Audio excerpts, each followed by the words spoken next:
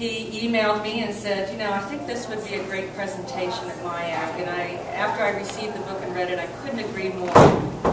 To just give you a little background on Mary Jo McConahay, she is a journalist who began covering Guatemala and Central America as a correspondent in the 1980s. But the adventures in this book go much further back. I should just say that her work has appeared in more than 30 magazines and periodicals, including Rolling Stone, Time, Vogue, and the San Francisco Chronicle. She currently lives in San Francisco. The book itself draws upon 3 decades of her, I would say, adventures in Central America and in some of the most remote and very dangerous landscapes in Central America. She traveled and lived and worked as a war correspondent over the years. And the book, Maya Road's One Woman's Journey Among the People of the Rainforest, documents a lot of that 30-year history of her travels down there, the work that she did with the people, especially the Maya. She had also a lot of, the book itself chronicles her intense relationships with the land, people, politics, archaeology, and species of the rainforest, the cradle of Mayan civilization. As she sleeps on mosquito net-covered hammocks, hikes through the steamy jungle, and views the autumnal equinox during a rainstorm, she also recognizes the effects of increased drug trafficking and the horrific violence brought about by revolution and uprisings in El Salvador, Guatemala, the Zapatistas in Chiapas. It is an amazing, amazing book, and it's not just a book about her particular work and adventures down there, but it's also a book, I think, that really expresses the survival and tenacity of the Mayan to get through so many of these political issues, and they have survived. And when you travel down there today, you see a vibrant, very wonderful, living culture. And some of my most recent trips down there have just been eye-openers and wonderful experiences of the authentic. So without further ado, I'd like to introduce Mary Jo McConahay.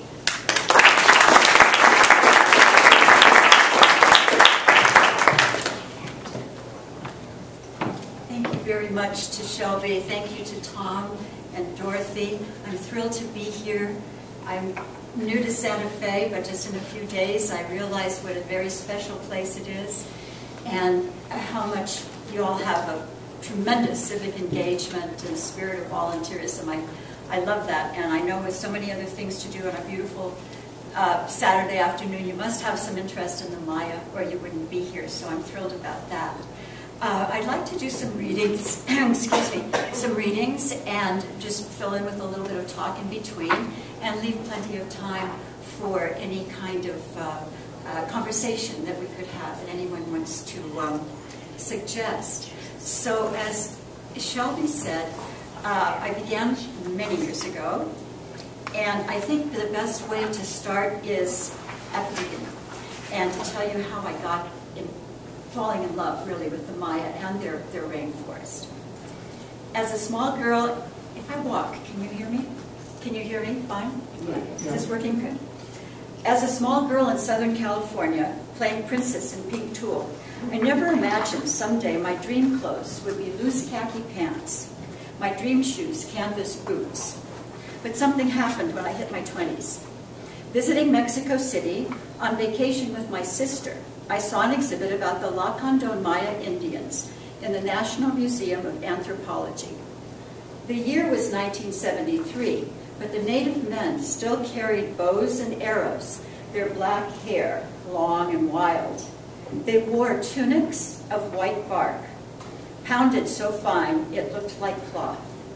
Women gathered their tresses at the nape of the neck, adorning them with the bright plumes of tropical birds. I lingered so long at the dioramas, I dreamt that night of white gowns among green trees, orange birds rising. I told my sister, being pretty young, I gotta go there, just as if it were that easy.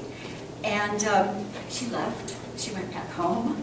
And maybe 2 or 3 weeks later, and the first chapter, prologue, sort of tells you what happens in the meantime, I found myself at the shore of Lake Metzaboc, which is one of the places that the Maya Lacandon still lived. Set off firecrackers. Why? Because I had found out, and there's a story in here about how I found out, that if you shoot off firecrackers, they will come and get you if they want to. So fortunately, a canoe kind of came out of the mist with gentlemen smoking these huge cigars. It's something they're known for doing, and I just felt so foolish because I had brought them as a kind of little greeting gift, Sobranis in pastel colors. Kind of the wrong thing. Crossing the waters of Lake Metzaboc was like going through a tunnel in time and space. Nothing seemed familiar.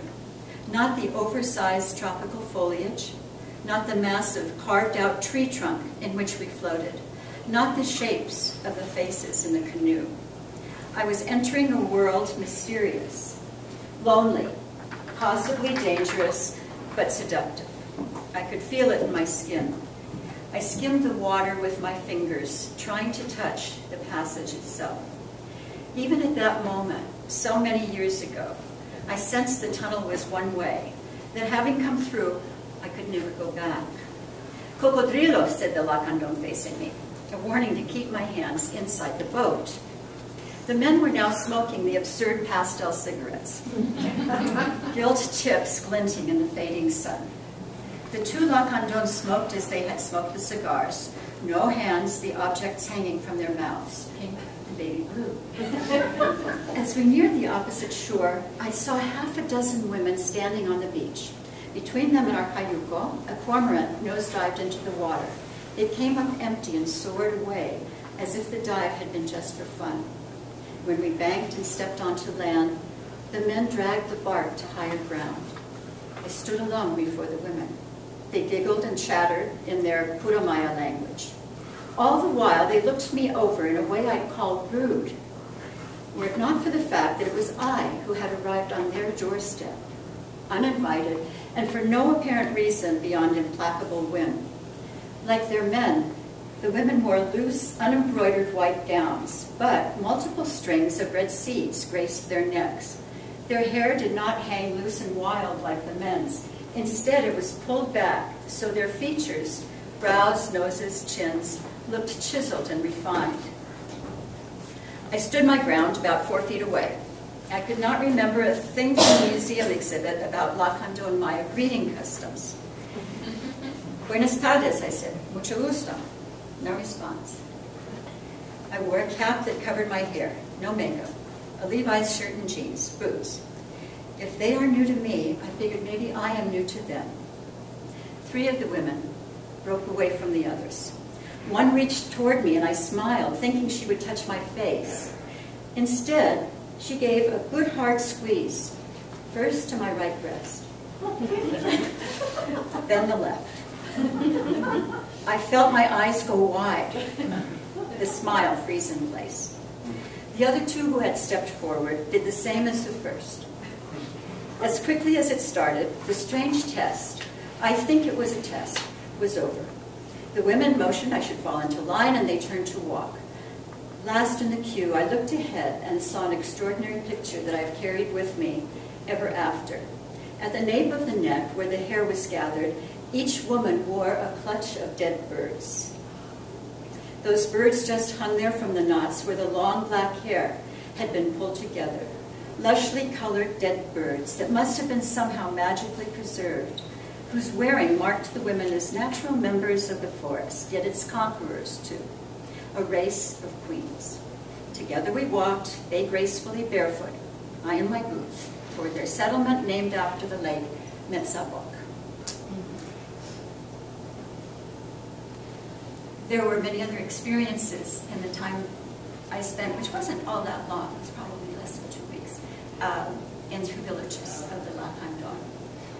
And I soon got my first proper journalism job, staffing at an English language newspaper. It happened to be in Saudi Arabia, so it was very far away from the Maya.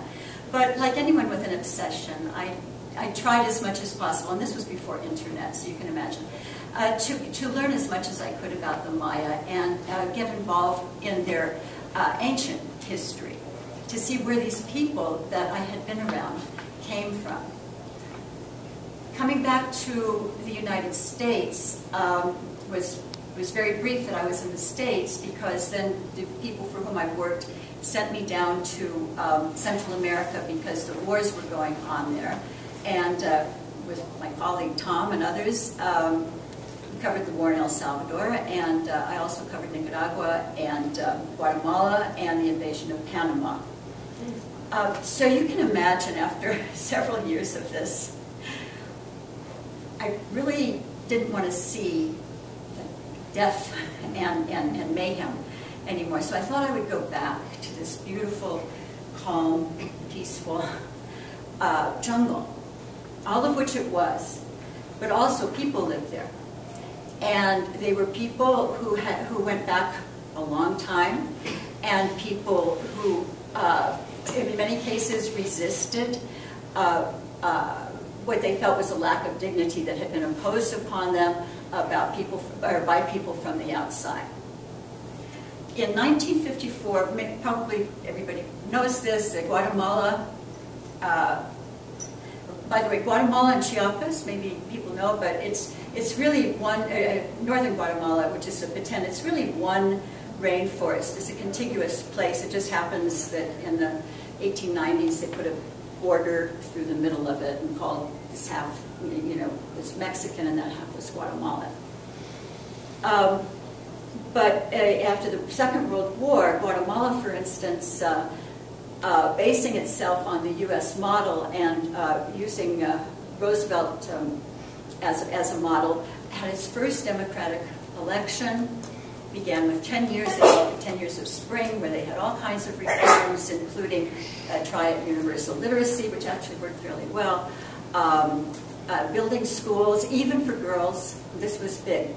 And then in 1954 was the CIA-backed coup, much at the urging of individuals in Eisenhower's government, who also were, like the Dulles brothers, were very important in the United Fruit Company, which was one of the companies affected by land reform. It was called Operation Success, this CIA plan, and it was used very often. It was used in other such coups in other countries. In fact, a couple of the elements, this goes beyond what the book says, but in the invasion of Panama, there was one element that everybody recognized, and just like Operation Success. So some people in the army after the coup, this is in the 60s, did not like the idea of the CIA back there again training the Bay of Pigs invasion force on Guatemalan territory. They thought that was too much for their nationalism, and they had other reasons to sort of rebel against the military status quo. Long story short, that was the nucleus of the guerrillas, many of whom ultimately, not at the beginning, but ultimately took leftist stands, and indigenous people who had their own reasons for rebelling joined up, but not all. But it didn't matter, because if you were indigenous, you were assumed to be very much in league with the guerrillas, so you were often marks. 400 villages were eliminated. That's by the Army's count, and many people became refugees. But I had been told nothing ever happened in Petén, up in the rainforest. And on one of my trips there, I started hearing about a place called Dos R's, 2 R's named after, it was the Ramirez and Ruano families, the ones who started this cooperative, and people came from different parts of the country, because remember, land reform was X'd out by the coup, but the generals were giving away land up there. So they made a cooperative called Dos R's. But nobody I talked to would say that they'd ever heard of it or what happened there. And until one man on the river told me, you know, the skulls explode in the field when they burn around Dos R's. Oh, something did happen there. And so I started asking around. It's not on the map. It wasn't on any old maps. And at one point, a professor from the University of Illinois in Chicago, who used to take the gardener at his house when he would come to live there, you know, use clothes and things, he said, you know, I was talking to him once, and he said he lost his son to the violence in the Petén. Well, you know, they say that the theologian Mary Daly says that once you know, if you're born a Catholic, you're never an ex-Catholic. And I think it's the same with journalists, that you never become an ex-journalist. So I was out there and finding his gardener, who was now a janitor in a hotel. And when I mentioned Dos R's to him, he blanched. But he said, you know, you're a friend of my friend, and it is time. And so he took me down in the kind of the basement. We have the garbage chutes coming down, you know, from the top, and he talked to me for a few hours. And at the end of it, he said, yes, and my one son didn't survive. He said, but the other one came home. I said, wait a minute. There was an actual witness to this, because he, the man, the janitor, and his family lived a little bit on the outskirts, and this tells how they survived. But they weren't right in the middle of the village where the killing was taking place. No one thought there were any witnesses that were alive to this. But he took me out 8 days later, and I interviewed his son. And things happened. And the little piece I'm going to read you is at the rim of the well, which is being exhumed. That's where a lot of the bodies were dumped. And so there were remains there that were very important for the survivors to be able, I mean not survive the massacre, but for those who were relatives to be able to claim land. Because unless you could prove that, you know, your brother or your father was dead, you couldn't go start working the land. So that's why the forensic anthropologists were called in. That had never happened before. They were an Argentine team, and at that time they were the only ones. There were only 8 of them at the time. I was just in Buenos Aires, and there's 50 of them now, and they've been in 40 different countries. But this was the first exhumation. And the only name you have to know is Paco, who is Padre Paco, who is one of the local priests who helped to get this going for the family members. Forensic anthropologists begin with the maxim that it is hard to commit violent homicide without marking a bone. But they must collect more than just a few of the 206 bones in a human body to find those that speak mayhem. A cranium with a beveled entrance and larger exit wounds of a bullet. Broken forearms, commonly seen in someone trying to ward off blows. Congruent breaks in consecutive ribs of a chest crushed by a rifle butt. Eventually the well would produce such evidence, but not on the second long day of exhumation. I spread my plastic poncho on the ground, taking a seat near a pile of dirt from the bucket. Alongside others, I sifted by bits with sieves and fingertips. By the second or third day of these, everybody's participating, even the drivers that bring people in. You know, it's a very democratic kind of scene. I've been at many of these, and that always happens. A widower in this circle bid me welcome with a smile lacking several teeth. Concentrating in a manner that seemed meditative, Padre Paco fingered the dirt that already had been examined by others. He found tiny bones. These are human, but really too small and dissociated to be of use at the moment, the anthropologist said. And the Padre replied gently, I don't care how small they are. He continued to extract fragments, placing them on a clean blue kerchief, a pile of ivory shards. By now, I had already taken hours of testimony from the Garcia father and son, and from villagers, had read several church reports, and reviewed lists of the dead. But it was not until the moment I blew dirt from a small object, like blowing sand from a shell, and watched an upper vertebra appear in my hand, the top one that connects the spine to the neck, that I heard the voice of the massacre in my own ears. At the well, fathers, widows, and siblings of the dead kept watch. How sacred life is, I thought, so that even its remnants carry meaning, so it cannot pass without being noted and honored.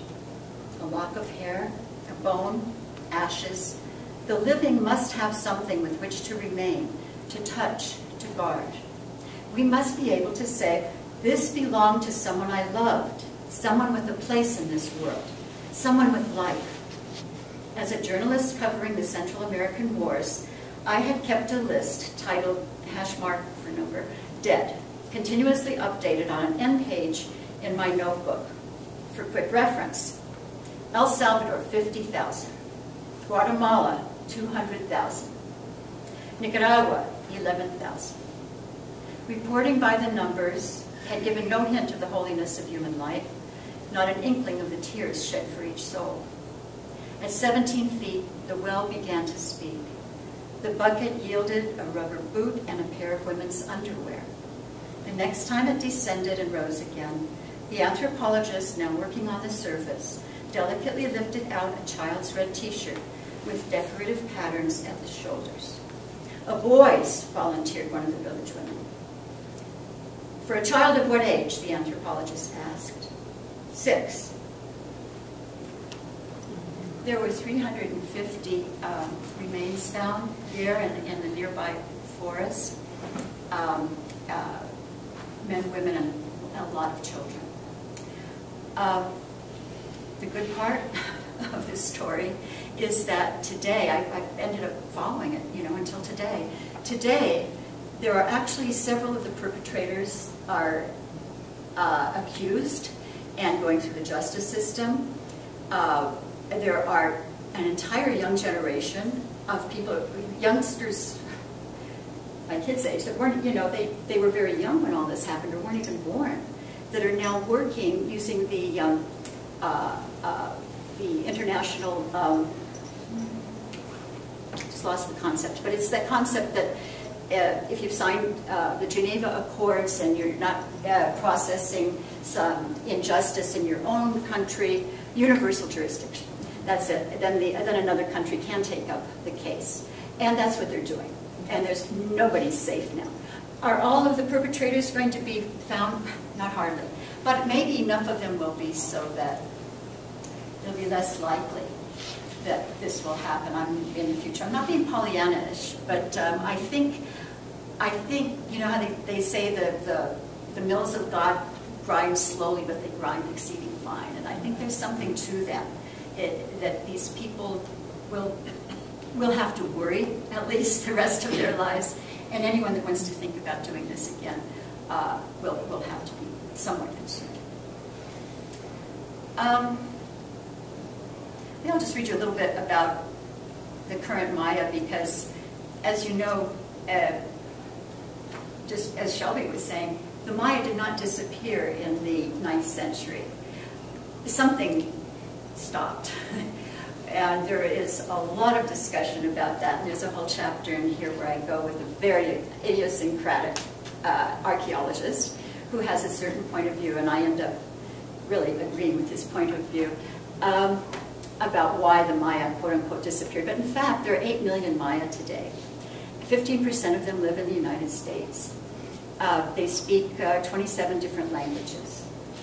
And they are beginning. When I first went to Guatemala, I talked to the single Maya PhD. Now, there are more, and even women are getting educated. One of the women on the cover here has 2 masters. I mean, you would never know. To look at the outfits, it looks as if they came out of a millennium ago, and they do, but things are changing. So this is just a little scene of a ceremony.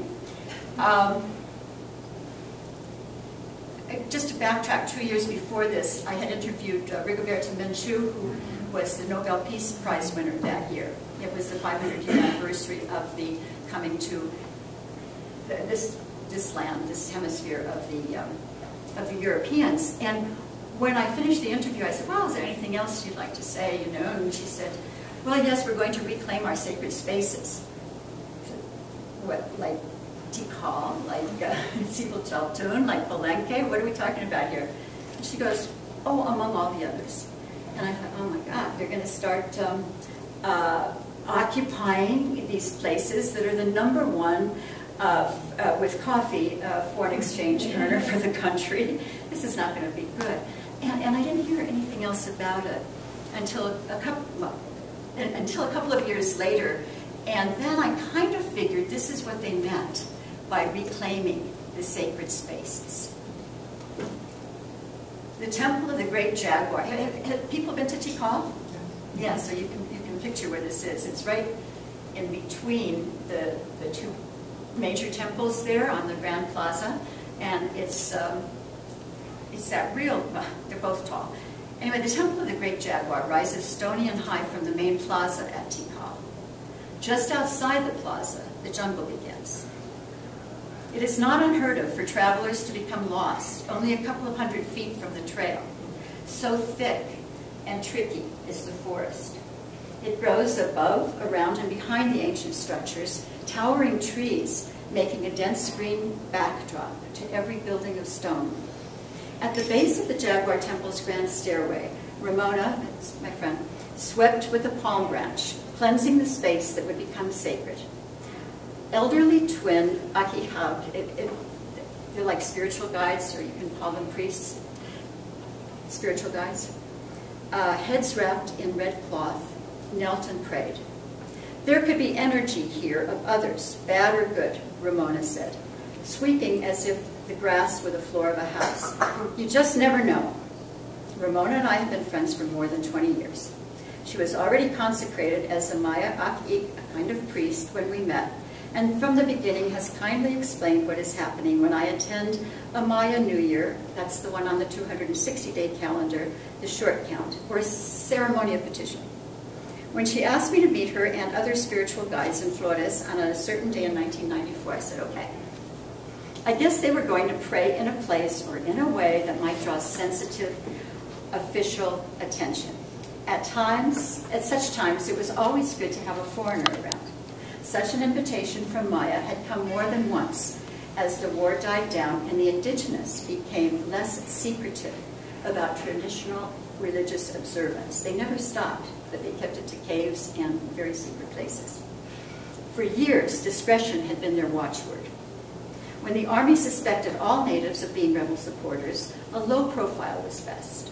Never did I think that Ramona would attempt a full-on religious display at Tikal, the gem in the crown of Guatemala's sites, a symbol of the country to the outside world. It would probably be the first religious ceremony among the temples of Tikal in 1,000 years. It's for the design, Ramona said, opening a 5-pound bag of white sugar. She poured it on the grass in a thin white circle, connecting the perimeter to the center with radial lines. For the next hour, Ramona, the twin Quiche Maya speaking Akikab, or two elderly men, exactly alike, and a couple, they might have been brothers, and a couple of other spiritual guides I did not know prepared the sacred fire. They placed small items inside and around the circle.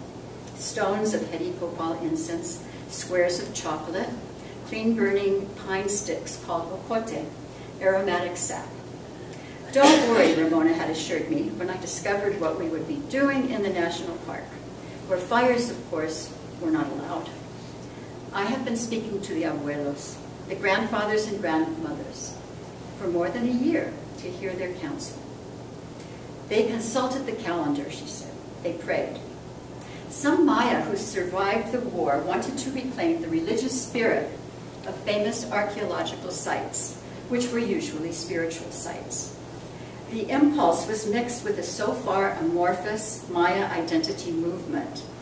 What was clear was that educated Maya, and as I told you, Ramona had 2 master's degrees, wanted to carve out their positions of respect in the post-war country. And she was not doing this only from an intellectual point of view. All 3 of her brothers had been murdered in the early days of the war. So she was doing it from the point of view of claiming some justice. They wanted to carve out their positions of respect in the post-war country. They would never again be carne de cañón, cannon fodder, for a rebellion they did not lead, one of them had told me in my house in Antigua. They wouldn't be slaughtered by the tens of thousands. Maya abuelos without formal education told those younger to go ahead with the ceremony on a certain day. Time and space always worked together in Maya ceremonies. The place, they said, was Tikal. This is happening more and more. You don't have a government celebration of any importance without a Maya priest there. But it runs deep. It runs deep. There's a new generation. Young kids, I know one Aik in outside Quetzaltenango, whose daughter is in her 20s, and she's learning everything and going to be a Maya priest. Now, I know there's some archaeologists here. So I'm just going to finish with a small piece about an archaeologist who was on that expedition at Dos Pilas, who worked in caves. And he insisted, and this was rather new, that caves were not trash pits or secondary to the great buildings, but in fact they were the center of the spiritual geography. That is, from the location of the caves was determined where the sacred temples would be built. And to do this, of course, he had to go caving, but he said he wasn't a caver, that he was claustrophobic, and that he he wouldn't do it except for the thrill after crawling in the mud to see something that no one else had seen for 1,200 years. And it's like anything about the Maya, it's kind of like a fever. You catch it, you don't lose it. And that's what happened, and he invited me to go with him, and it's just a short little experience there. He seemed to me, I should say at first, very, very straight-laced. He didn't wear a tie in the field, but well, he could have. You know. And see, he was like that kind of guy. And then we get to the mouth of the cave, and he's totally different. He's like a totally different person. And he's saying things like, sometimes I feel things shouldn't be disturbed. Often we burn incense and light a candle before we go in.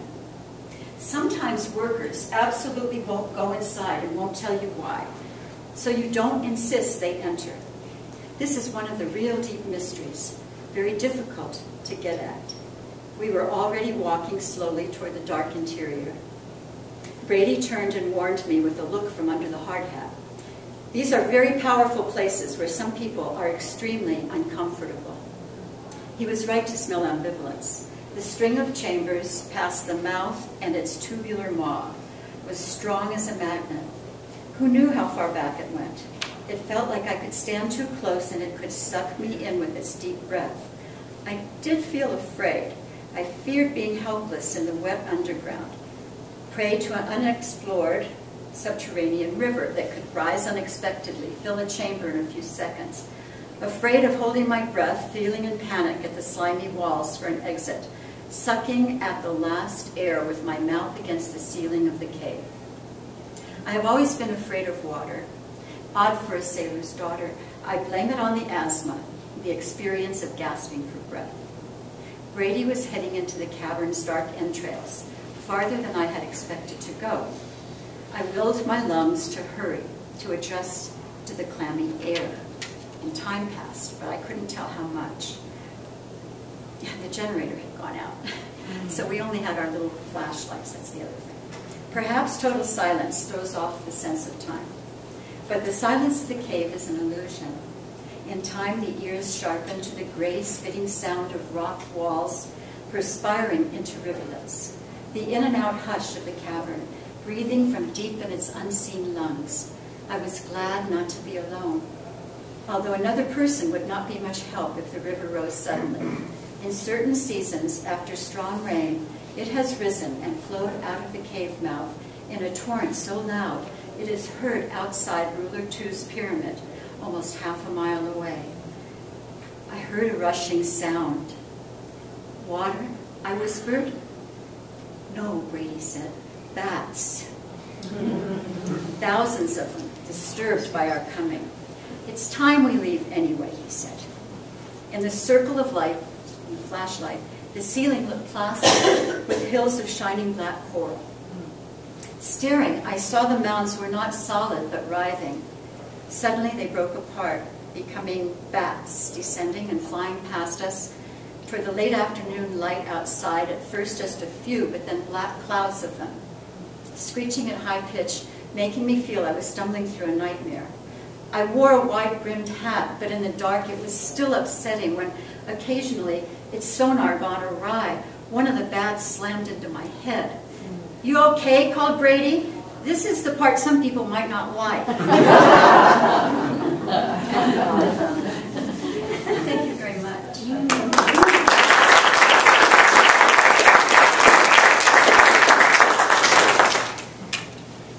Questions? Yeah. Does anyone have any questions? Comments? Been in the cave? Could you talk a little bit about how you communicated at the very beginning and your first experience? I know.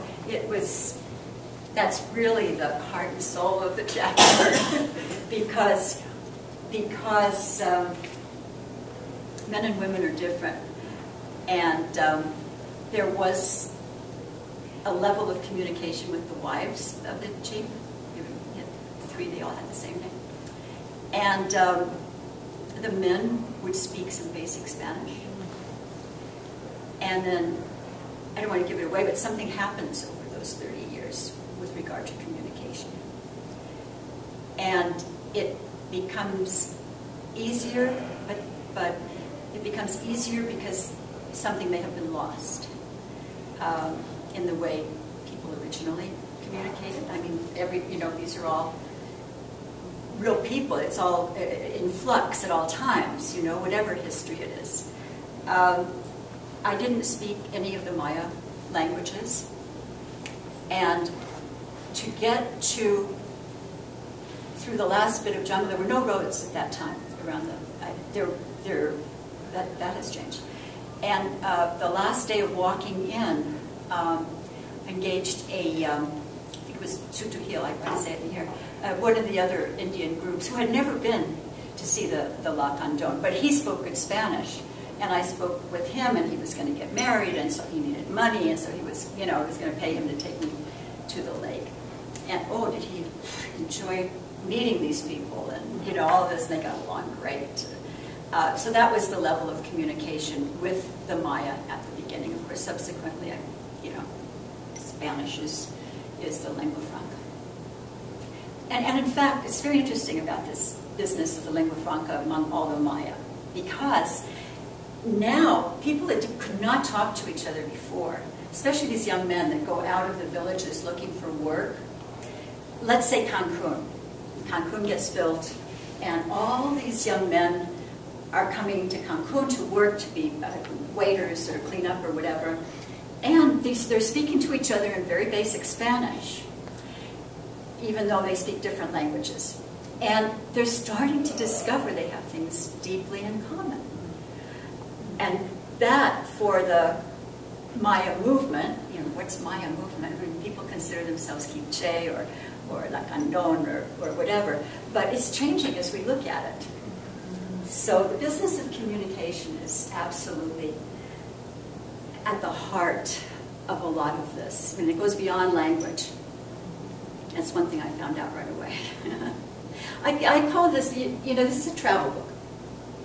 And I call it deep travel because this is what I think traveling is most interesting being, to really go into a place that's new to you, knowing what people are carrying around in their heads, knowing their history and their, a little bit, we can't know it, in a brief time, especially you can't know a lot of different ones, but to be able not only to speak to people with some understanding of where they are, but also to, so that they can ask us things. You know, we have to sort of leave a little bit behind too, instead of just going and looking, which I wouldn't say anybody here does, but you know, that's why I call it a travel book, of which I'm very proud. We studied 18th century English literature, and I thought travel books were great. That's when they all started. And I have no problem with calling it that at all, but it's a travel book about deep travel. So. Is your book available in Guatemala yet? It's not in Spanish. Not in Spanish. No, but it'll be available at the English language bookstores, both of them. But it may get translated into Spanish. Have there been any reviews or commentary on it in Guatemala? There will be. There will be. After Christmas, I think. I'm going down there at Christmas, and I'm going to kind of launch it there. It would have to be launched in English, but soon enough it might be in Spanish.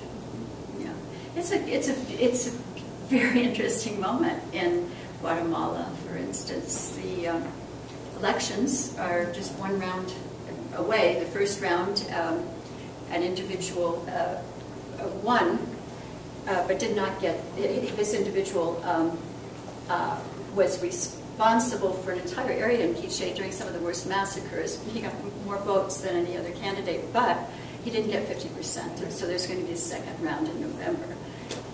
And I'm going to go in December because in Chiapas, there are a couple of sites which are very old, maybe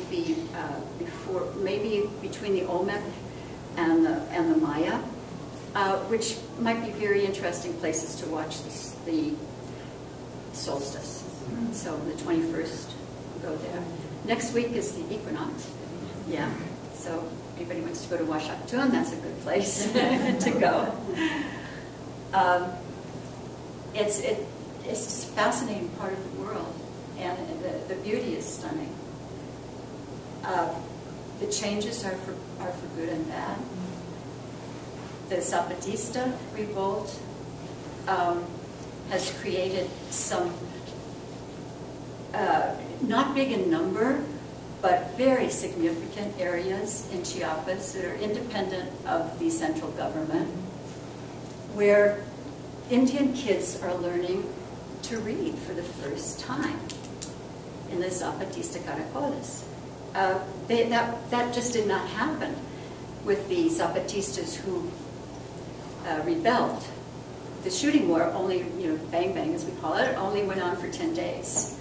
But the peace negotiations under Don Samuel Ruiz went on for weeks when the Zapatistas were able to lay out their vision. They did not want, as the Salvadoran guerrillas wanted, for instance, a change in government, or as the Guatemalans wanted a change in government. They wanted a change in perception, and they wanted dignity, and they wanted, one of the things I believe was that they wanted the ruling party, which had already ruled for 70 years in a row, out. All those things happened. And also they're a tremendous example to other indigenous groups in Mexico, wherever you go. The Zapatistas are really honored. And the army has retired.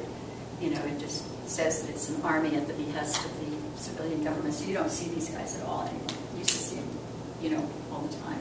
The orange people. You and then you. The Padre Paco you mentioned, what was his role? He was a pastor. Are you saying what was he doing? No, what was his name? What was his proper name? Yeah. Well, I call him Paco for a reason in there. Oh. It's just not, I had to do that with a lot of people. Not because they asked me to. I don't think anybody asked me to, actually, now I'm thinking about it. But, and I say there in the notes that I changed names or used names just to protect people should there be any reprisal. Was that the Padre Paco that used to work out in the Ishkan? I don't know that he worked in the Ishkan. No. I don't know that he didn't. Yeah. Their Pacos are pretty common, Yeah. you know, pretty common in London. It's out there. Have you been in Ishkan? Yeah. Yeah. Beautiful. Tumultuous part of the world, isn't it? I was in El Salvador in the Peace Corps in the 60s and therefore went back to Guatemala, my favorite country, every year, once or twice a year, but now I don't feel comfortable going. Am I correct in that assumption? And you don't feel comfortable because? Of all the murders in Guatemala City and the kidnappings and beatings and rapings and young people. I raised my daughter in Antigua. We raised our daughter in Antigua. There have been rapes in Antigua, not any more than, yeah, which is always kind of a crutch to say, you know, you can get looked at San Francisco. You can't. But I would be worried about my daughter going there now because of the latest surge in the drug war. 45,000 people have been killed in Mexico since they began the military response to the drug war.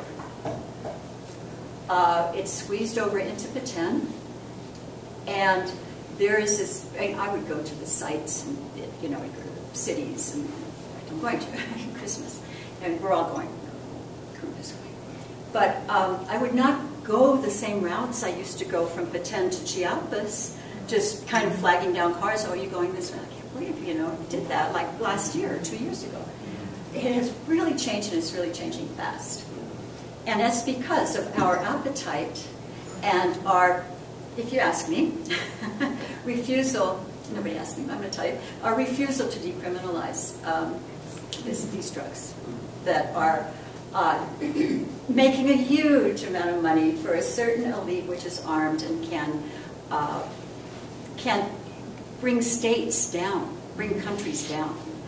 I believe that's what's happening in Mexico. I know it's what's happening in mi querido Guate, you know, my beloved Guatemala. Do I think this is going to last forever? No. Do you remember a few years ago, Pablo Escobar and Cali? Nobody in their right mind would go to Cali, Colombia. And now it's it's right on the tourist route because, you know, it shifted. I mean, this drug war thing is like a balloon. You put your finger here and it's just going to pop out here. You know, I mean, what we need to do is bust the balloon so that there isn't any kind of incentive for these people to be waging this horrible, violent war. And of course, the problem is that they are very benevolent to locals in many places, just like Pablo Escobar was. So if you have these societies or societies, I don't know what I'm talking about clearly, but you know, if you have a place like Guatemala, which I do know, or Mexico, which I do know, which is really poor, in generation after generation, sees that no matter what they do, all that hard work, their kids are not going to have any better life. And someone comes in and says, $200, whoa, you know, just run this stuff from point A to point B. And on top of the $200, I'm going to build a soccer field and maybe make a road so you can take those products, which the government had never done, to market or you know, make a ferry here so that you can cross the river. So that's what you know, they're becoming local lords, and they can do it. Why? Because we have this tremendous, even places where it's not tremendous, it's expensive. Appetite for drugs, and no programs like Europe, which is not going downhill, where you look at this whole drug picture in a different way. I was in El Salvador in the night after the armistice. there was seemed to be a nascent movement to have a recognition of their indigenous heritage, which had not happened because of the Matanza. And do you have any feeling about that since the early 90s? Has it continued? Or? Yeah, in 1932, there was a tremendous massacre of indigenous people in that western part. And, you know, the national borders are not so meaningful. It was the same kind of folks that lived in that part of Guatemala. And I was always interested in the indigenous, so I was able to see how they were living during the war, and saw some of the ceremony taking place and things like that. In fact, once one of the indigenous leaders sent somebody to the door where we lived with Nancy McGurr, and wanted one of the Indian men having his photograph taken. He was dead, but they wanted the photograph taken, so that there would be some record, he was alive and now he's not, and we're going to bury him. So they suffered a lot in that area ever since 32, when that great massacre took place, to the point that they buried their traje, their typical dress.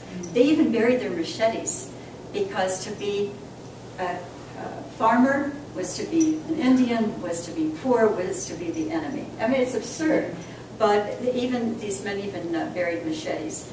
So I can't help but believe that that same spirit that we saw just eking out during the war wouldn't come up again. There was a reunion a couple of years ago of the journalists that covered the war. It was great. The auditorium was like 5 times as big as this, was packed. People sitting on it. Young kids that wanted to know, about this history. And,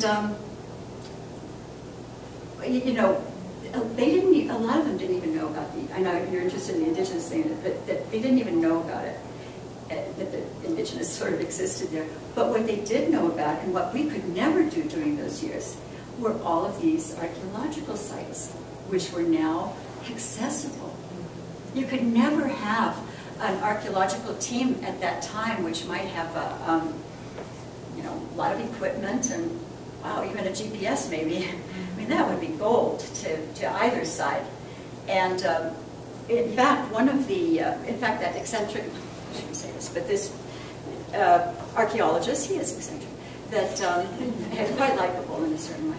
You either like him or hate him. You love him or hate him, I love him. But he had 2 people killed by the White Hand in Santa Leticia, which is one of the sites there.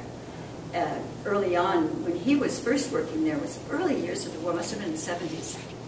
And so he just had to close down his operation. So there was really no archaeology taking place whatsoever during that time. So, this business of indigenous is both present and having a lot of respect for what went on before. And I think at least the respect for what went on before is there. And that I think the people who are indigenous in that one area, I mean, you're telling me more than I kind of knew in terms of, any kind of spreading education, or are they having ceremony, or are they? Well, we were doing a sort of typical thing, and the representatives of the FMLN were, we had somebody from Chevrolet, a small group, and one of the things that they did was that when they just took us to a place and they had the kids with the traditional outfits, and they had somebody who trained them to do the dance and the. That's good. No problem with that. Well, thank you very much. Thank really you. Appreciate it.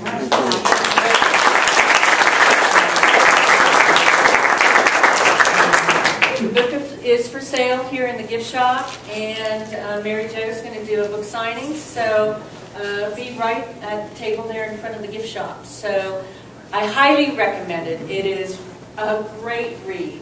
I mean, she only touched on a few things, but the details and, oh my goodness, the adventure and the danger. I mean, she didn't even touch on hardly any of it. It is a great book. But if you're interested in the art and the calendar, I have like the glyphs for today and the glyphs for the 21st of December, when the end of the Maya calendar that we're in right now change, and other just copies of some of the images. Yeah, and so maybe we could just have Yeah, we're those just out talking at about the the table, table. and if you want to look at those, we'll have those available too. So thank you very much for coming today. Thank you, great to have you.